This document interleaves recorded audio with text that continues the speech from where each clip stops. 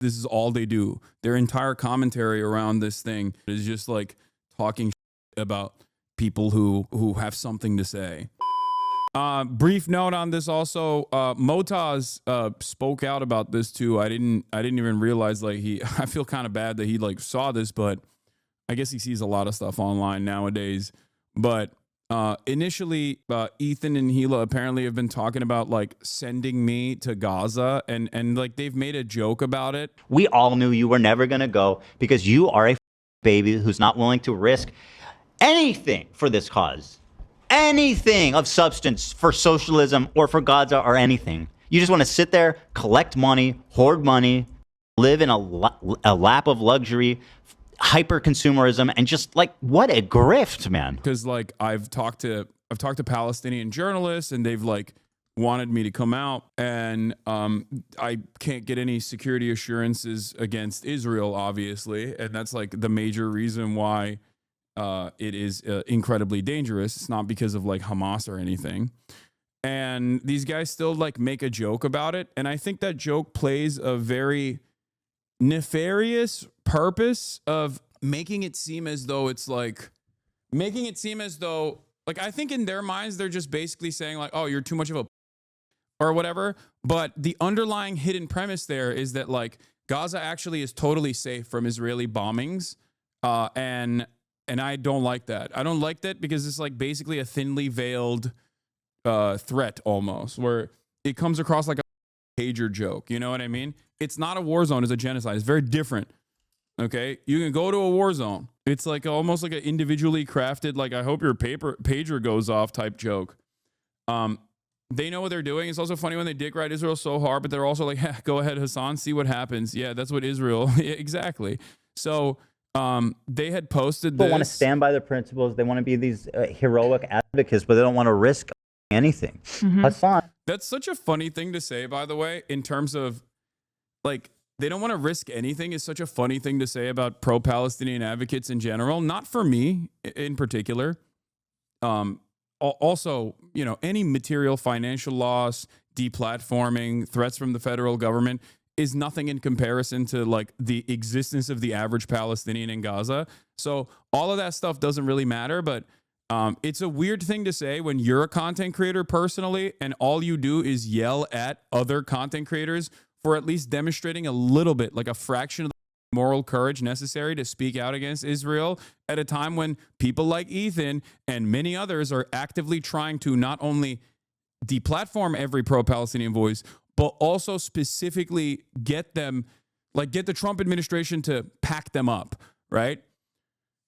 So yeah, like what are you doing? You've done nothing. All you've done is spend every waking moment just on pro-Palestinian voices. Like that's your advocacy. That's where your advocacy ends, and that's where your advocacy begins. But it's crazy that he just like that part aside. It's just genuinely crazy that he's just like, why doesn't he just go to Gaza?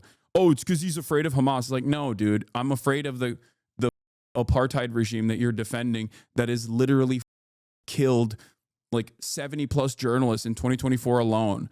Yeah, that's what I'm afraid of. And then they'll turn around and be like, well, other people have gone to Israel. It's like, yeah, exactly. I know. Patrick Beverly talked about how he was going to beaches in Tel Aviv as Israel was pummeling Gaza. That's what happens when you're an apartheid state that is doing settler colonialism, that's engaging in a genocide.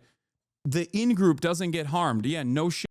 Sex Pestany going to Israel is not the same. He went with Eilon Levy, the Israeli spokesperson, the former Israeli spokesperson. You think the conditions are the same? Anyway, yeah, zone of interest. Should go to Gaza. And if he doesn't, he should be severely judged by his audience for being a total fucking coward. I mean, it's part of why I judge him. He doesn't know about that conflict. He's never been to Gaza, never been to Israel. He doesn't know about it. No, he doesn't. He does not. Yeah.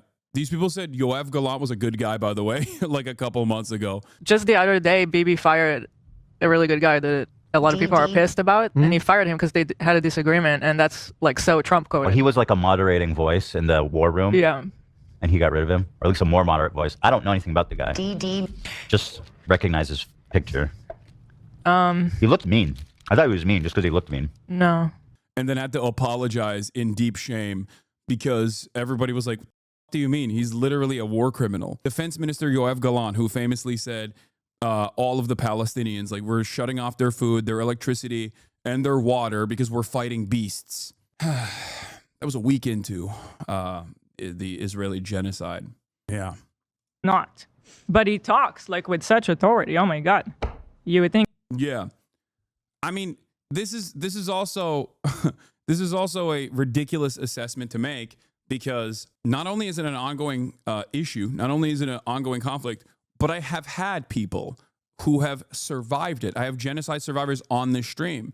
And I also talk to journalists who are literally directly in the crosshairs on a daily basis that inform my perspective. So not only is it wrong on that front, it's also entirely stupid as an argument to make. It's like, okay, I know about the Holocaust. I didn't visit. I didn't see it with my own two eyes, but I learned about it. I read about it. You know what I mean? Like, what a ridiculous statement. I know about the apartheid in South Africa. I wasn't alive when it was happening.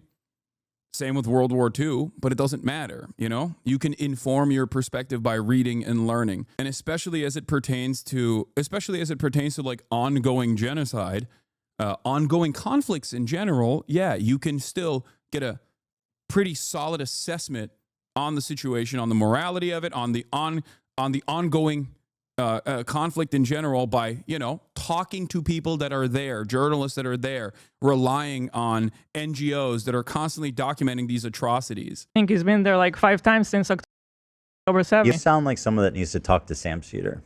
Yeah, Sam Cedar, another one I'm ready to burn. They got smoke for Sam too? God damn. Anyway, I hadn't even seen that last part of this video.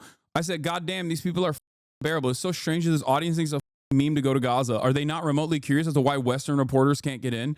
Are they aware of how many journalists Israel has killed? Is this all they do now? Is what I said. And I posted the Reporters Without Borders document on it. Journalists targeted, killed, newsrooms destroyed, internet and electricity cut off. 1 year in Gaza, how Israel orchestrated a media blackout on a region at war. And I also posted my interview with Motaz Azaiza, who is a genocide survivor. Like, this is a man who was a photojournalist from Gaza who escaped Gaza. So I have talked to people that inform my perspective directly. Like, I've hosted them. I've talked to them. I don't know why. Like, what have these people done? Like, it doesn't make any sense. And Motaz saw it, and he quote tweeted it. He said, I remember my conversation with Hassan when he hosted me in his house for an interview. I saw how much he was moved and wanted to learn more from the people who have lived the genocide in Gaza. It's of course impossible for Hassan and others to enter Gaza because of restrictions from the Israeli occupation. The only way for the world to see and hear the truth is through the eyes of the Palestinians who document the constant Israeli crimes or lived under the occupation. We're all being censored or deplatformed some way. Thank you, Hassan, for refusing to be silenced by ignorant people.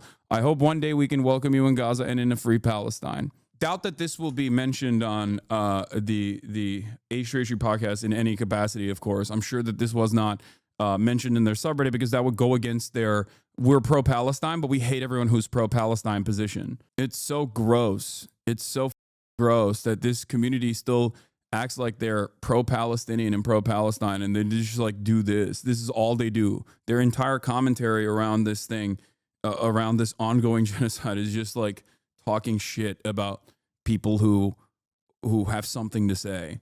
Anything that breaks away from this like carefully constructed narrative, this hug box that they've cultivated, is considered unacceptable. Like, let's not pay attention to it. Yeah, that was a brief note I wanted to talk about here.